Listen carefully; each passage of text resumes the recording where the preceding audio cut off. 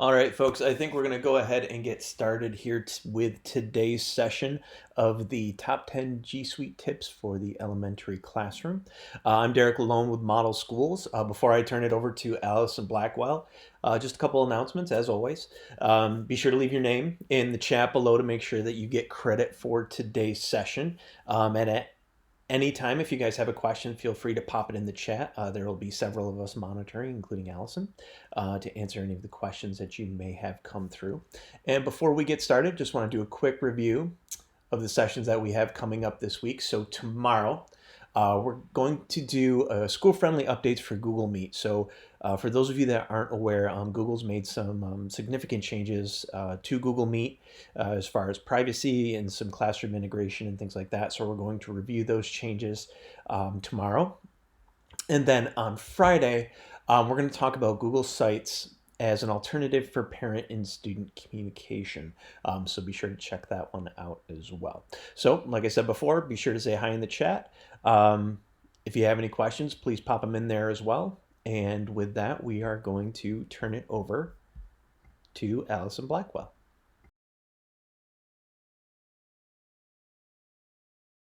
Hi everyone, my name is Allison Blackwell. I'm an instructional computing specialist at the Mohawk Regional Information Center.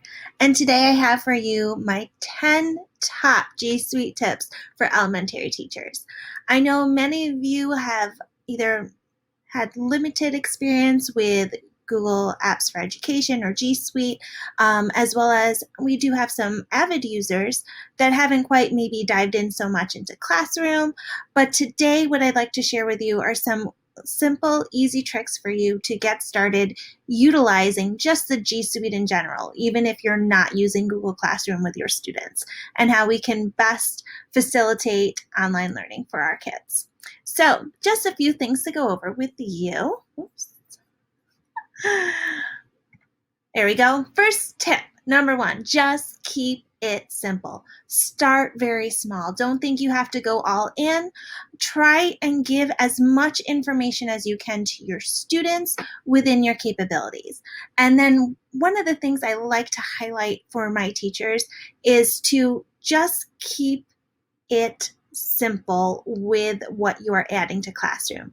Take what you have already worked with your students in the past, websites that they are familiar with, and put it into your classroom. If you're not using Classroom, this is a great opportunity to put it on your school website or even send it out through whatever messaging system you are using to communicate with parents, whether it could be an email. But this is a great way for the kids to get used to seeing that familiar website. They know how to click. All I could think of is like Starfall. They know exactly where they need to go with. So what I just wanted to highlight for you is, as a teacher, when you're using Google Classroom, always try and put everything into your classwork, mainly because when you are using classwork, you can organize it a lot more. If we use our stream, it becomes this long, chaotic mess of a list of materials or a list of items that you've pushed out, whether it's assignments, announcements. We want things to be as simplistic as possible for our kids. So just make sure if you are adding content in, direct your students to go right to classwork. It's easy enough. And when you get there, if we are just adding in websites and specific things that you want them to practice, links to books, links to videos, use this material feature because it's a one-click function. It gives the kids the opportunity to see not a whole lengthy URL, but a quick little image so they know where they need to click. So that's one simple suggestion for you, is just keep it as simple as possible for yourself when you're first getting started. Let the kids get their feet wet. If they are avid users, go gung-ho. But for anyone just starting using Classroom or even having their students access online tools, keep it as simple as possible for yourself. So another thing is, don't recreate the wheel, okay? We are in the days where everyone is sharing their resources. There's plenty out there, and a lot of these things you don't even need to purchase. So don't even go directly to Teacher Pay Teacher. You can find some places already with templates already created. So if you're looking for a reading journal, if you're looking for word work, take a look at some of these resources that I'm sharing with you, because these are great and wonderful educators that have put things out there for you to use free of charge, and they work wonderfully in your classroom. So one person that I love to highlight is Christine Pinto. She is amazing. If you ever read Gaff for Littles or have seen her Twitter hashtag before, she kind of has reinvented herself a little bit, and you can just go to christinapinto.com/templates. Tons and tons of resources for you. Everything from ELA to math, lots of fun things. And a lot of it has to do with letting the kids experiment with using different types of Google Slides and Google Sheets to do counting. Highly suggest for you to take a look at that one, along with another website that she has put together with another educator called Innovating Play. There she has put together a ton of new templates as well to piggyback off of what's on her main site. And I highly suggest to check out that one too. One of my favorites, and that I have been preaching to some of my teachers, is the site Primarily Google. There they have a ton of templates as well for you to use. Lots of word work within Google Slides, whole bunch of information on there for you.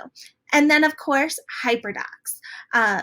They have amazing websites as well, or templates as well, for you to use that guide your instruction. So you have like a video you have to watch, questions to answer, items that you can add in. So our upper elementary folks may want to use that a little bit more.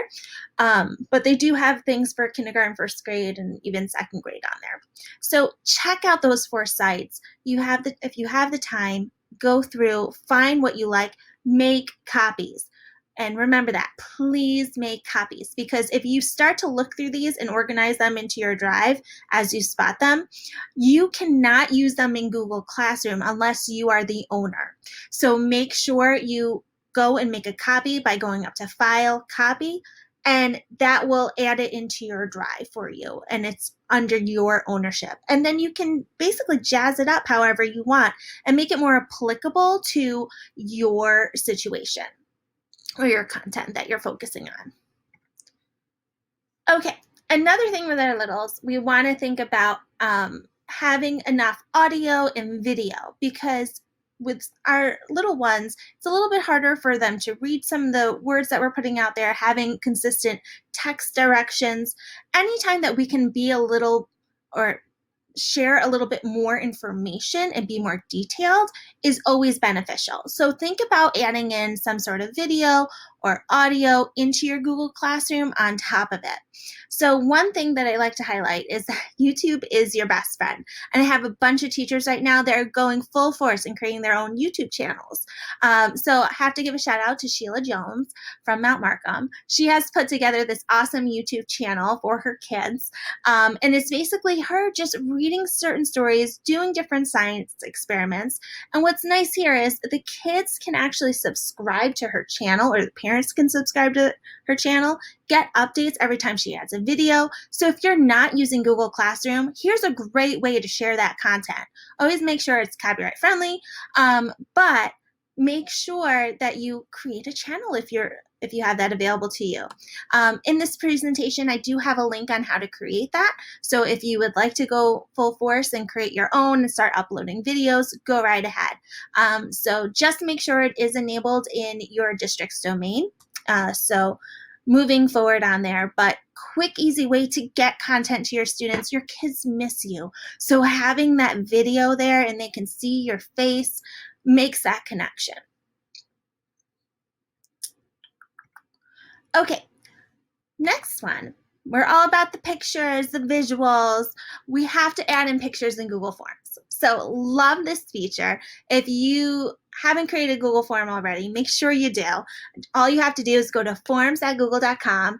I could probably spend the whole day showing you how to create forms, but one thing that I wanted to highlight in here is that we can add pictures, not only to the question, but to the answer choices. So if we're trying to do math problems and we want our students to be able to see a visual of it, this is the perfect way to do so.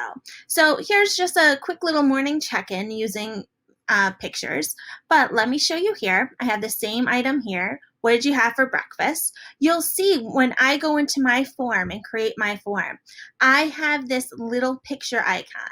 This is where I can click on here, go to either upload anything from my computer. So if I already have an image saved, I could put that on there.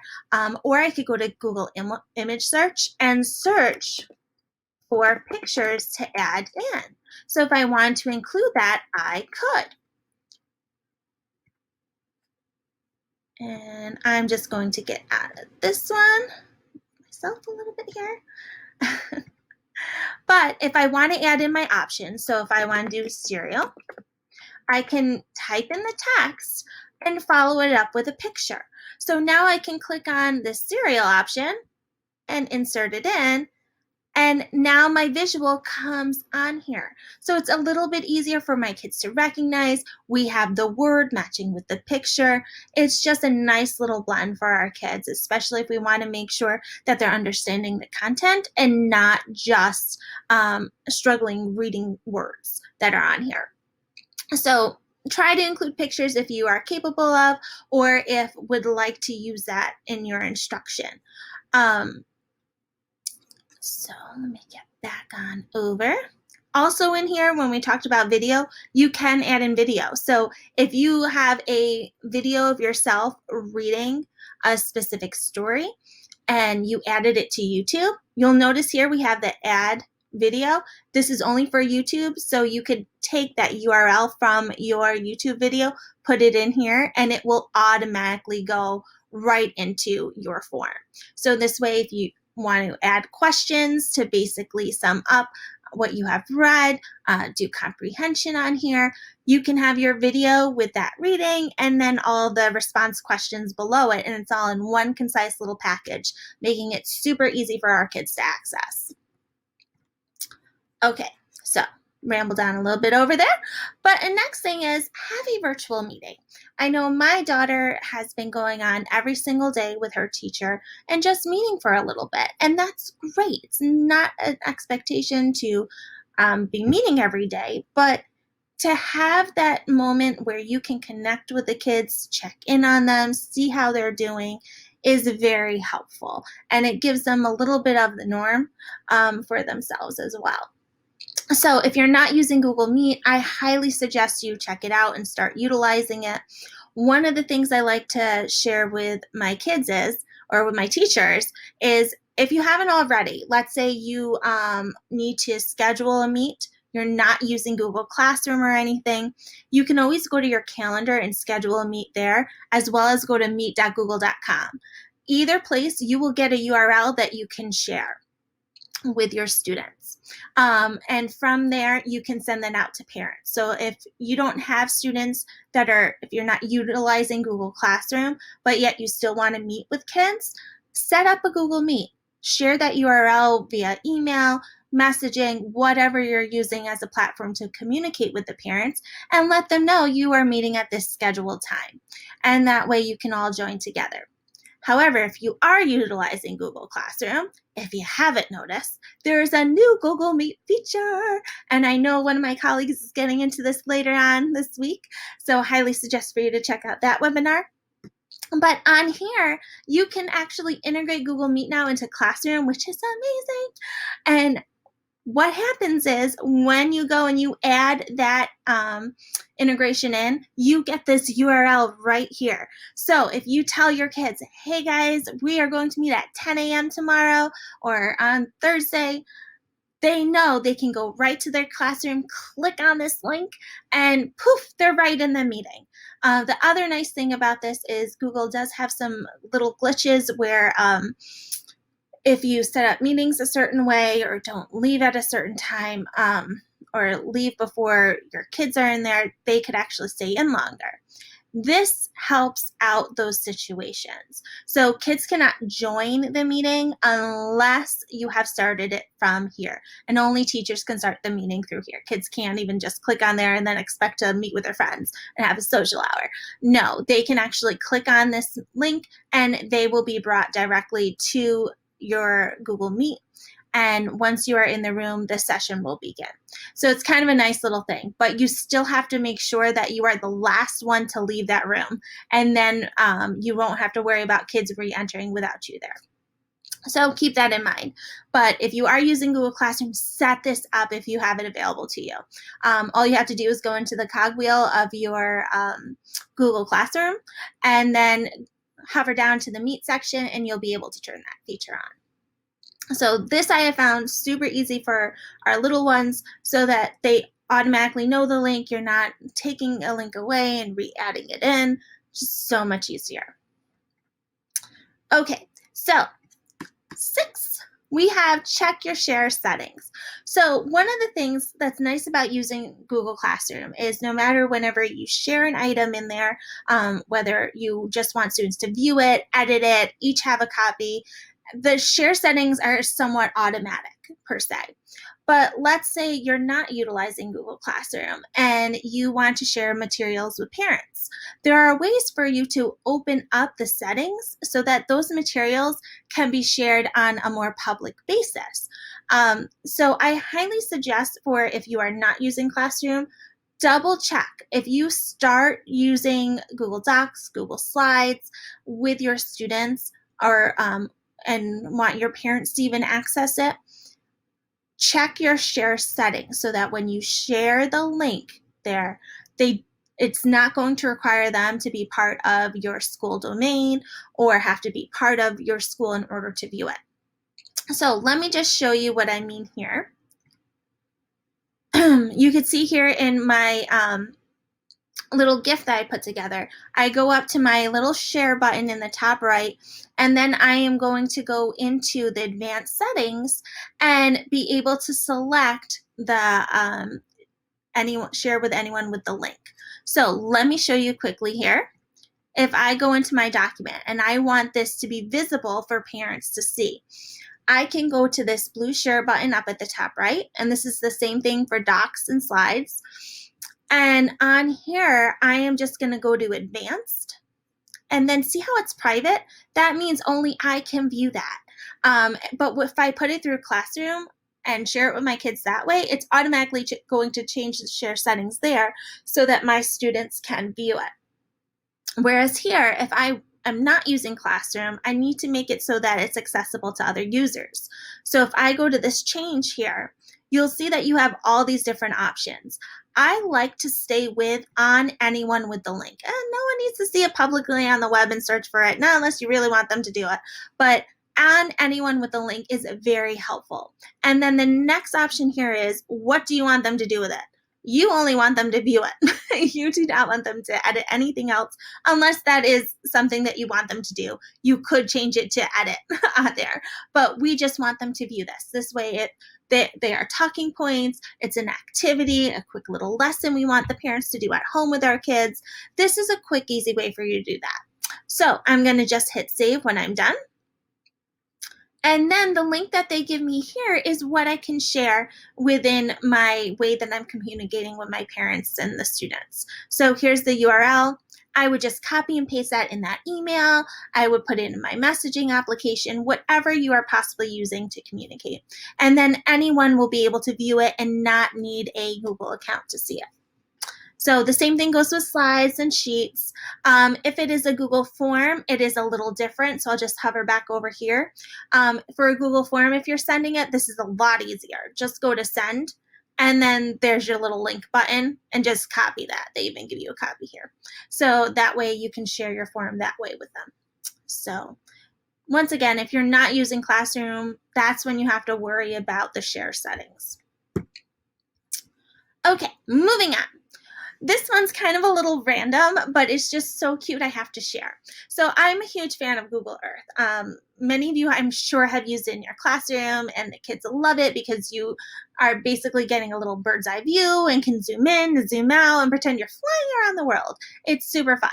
But they actually have in Google Earth what are called Voyages. So it's already pre-created kind of lessons and activities and a guided path for your students to follow. So one of the ones I have found on here that's perfect for our littles is reading the ABCs from space. So if I go to my Google Earth here, You can see it comes up automatically, and I can hit start exploring, and it will start to give me a path. So this is a cute little activity for maybe the kids to do with their parents. But on here, they can walk through, they can see each of the letters of the alphabet and see where they're located around the world. So what a great way to study a little bit about geography, learn about new vocabulary words, the whole 9 yards. So much fun. And identifying their letters. Yes. So just to show you how you can access things like this, if you just go to Google Earth, on the left-hand side here, there's this little like sea wheel almost. So if we click there, that's called our Voyager. These are all the different paths that you have on here. One of my favorites too, little shout out for our little upper elementary folks, there's Carmen Sandiego on here. I love Where in the World is Carmen Sandiego? And they even have that on here. So if like you go to games, you will find like there she is. So much fun. So if you're looking for something cute and fun to send to your kids just as a little brain break or even just a fun activity for the day, highly suggest to check out Google Earth Voyager. So to get here, just go to earth.google.com, and then once you're here and launch it, you'll see that little Voyager icon. And what you could do is actually hover over on top of it. So nice little integration, something where you don't need to have Classroom, you don't even need to have a Google account in order to access it. Just simply go there and it's so much fun.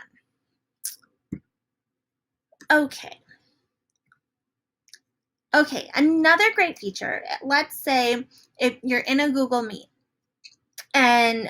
or if you are doing a screen recording of yourself doing a lesson while you're in slides. Google Slides has closed captioning so that this way, as you are presenting, the words will show up as you are talking. So if I hover over on top of here, you'll see I have this CC Captions. So if I press this, you can see now every single word comes up on my screen for me. So students, as you are talking, can see this. So it's perfect for our ELL students, and that kind of really messed it up a little bit, but not quite perfect, but it helps our kids out for if they are trying to understand what the word is and what it looks like written down. It really helps out. So there are a few custom settings. There's not many. I wish you could actually slow down the speed a little bit. But if I go into Captions and click this drop down, you'll see I can decide where I want the text to be, either at the top or the bottom, as well as have the size on here. So this is perfect to add in whenever you have a recording going on, or if you need to just basically have the kids while you're in a session, an online session, be able to understand what you are saying. I also find this beneficial for if you have your students presenting, they can turn that on and you have an idea of what they are saying. So closed captioning. And it's also available in Google Meet as well. So if you hover down the bottom of your Google Meet, you can turn on closed captioning there without having to use slides. Okay. So number 9, I have create interactive presentations. Now, some of these you probably have already found in other ways. The 4 sites that I shared earlier, you'll probably find a few of these here. But Google Slides is so versatile where you can create these amazing little interactive mini lessons for your students to participate in. And what we can do is then share it through Google Classroom, post it online so that kids can access it. So I just wanted to show you one that I created here. So here's my little presentation that I wanted to share, Friends of 10. So what we want to do is fill our 10 frames with all these slides or all these stars. So you'll see here I have 1 plus something equals 10. So if I click on the correct answer, I get a star, and then I can move on to my next one. So 2 plus blank is 10. Well, if I get it wrong, it tells me try again, and I can go back to the problem and solve it. So if I click on another one, yep, try that again. Well, now I'm going to get it. Yay, I filled it up. So it's automatic feedback. Our kids can go on there. It's a quick game that they can play. But it's just a fun little way for you to create that. So in this presentation, I'll put a little link to how you can create this so that you can access it later. And I'll also share this on here too as well if you want to play with that one. But that's a quick, easy way for you to one, create a presentation in slides, and for you to access this so that your students can interact with that content, whether it's through your classroom or on a website. Okay, last and final tip is voice dictation. I am a huge fan of this, mainly because it has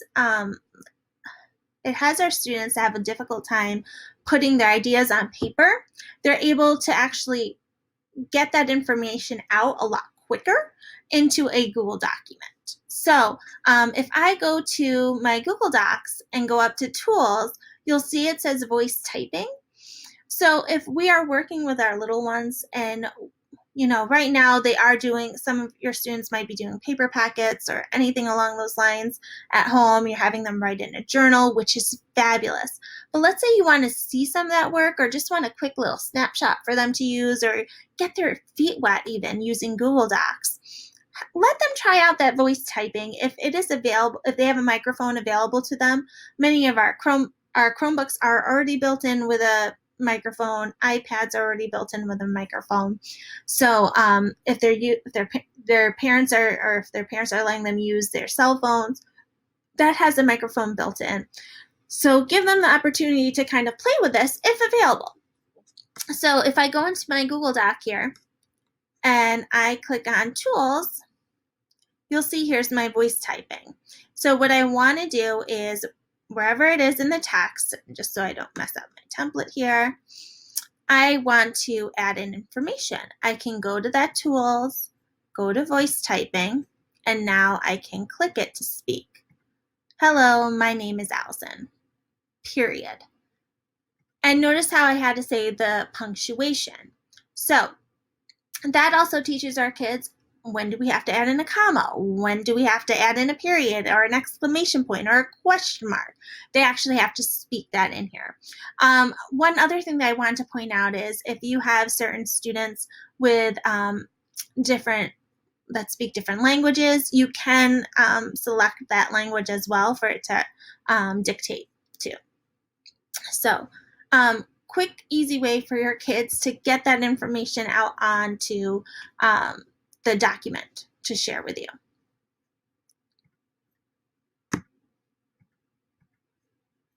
So that's basically it with this presentation. I hope you enjoyed our top 10 tips of Google or G Suite for elementary users. If you have any questions, please feel free to reach out to me, and I will make sure to send you this presentation after our webinar today.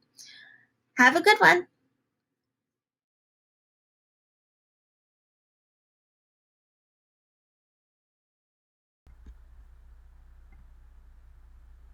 Alrighty, thank you very much, Allison. As always, we're going to hang out for a few minutes here. So if you guys have any questions, please be sure to pop them in the chat. And if you